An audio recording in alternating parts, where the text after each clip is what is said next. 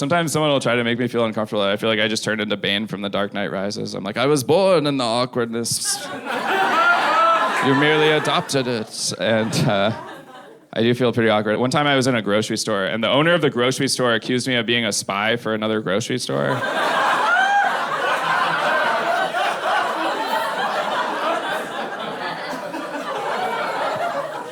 That really happened to me, and I guess he was looking at me, he's like, no one looks that uncomfortable, so he's probably up to some cabbage espionage, I think. Like, I hate when I see someone I know across the street and I can't get his attention, but I run into him later, he's like, it's been a while. I'm like, not as long as you think. Doesn't sound right. I like going to Panera because, like, if you have their rewards program, you can get a free coffee. Or if you just take one of the cups that they have out, they don't really guard them that well. But recently, I went to Panera, I got a cup and filled it up with tea that I didn't pay for. I was really paranoid. I thought someone was going to confront me. I'd have to be like, it's okay, I'm drinking my own urine. I am pretty awkward. Like, if someone in my family was kidnapped and I told the kidnapper I have a particular set of skills, he would know that I'm not talking about social skills. Sometimes someone will tell me a funny, embarrassing story, and I don't get why it's funny. I'm like, that sounds like a pretty normal situation to me. But I'm trying to be more in the moment. The last person I dated said I wasn't in the moment enough. I think that's what she said. I wasn't really listening, but... I just feel like I check Instagram way too much. I was checking it like 19 times a day, and now I just check it once a day for 19 hours. So.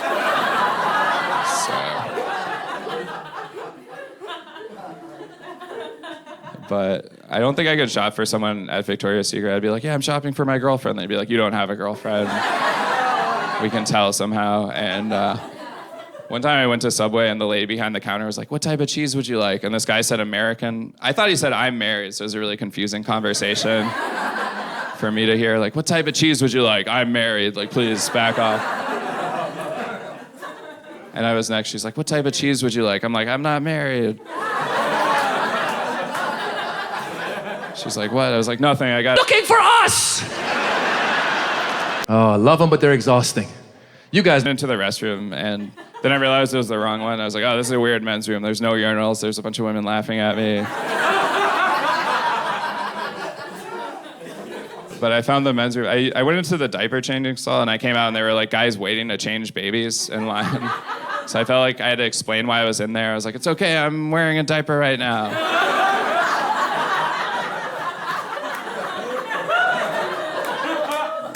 That totally works if you're ever in that situation.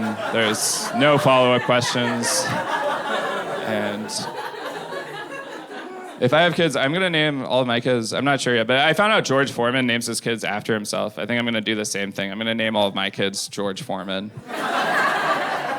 If one of them has braces, they'll have a George Foreman grill. So that is kind of...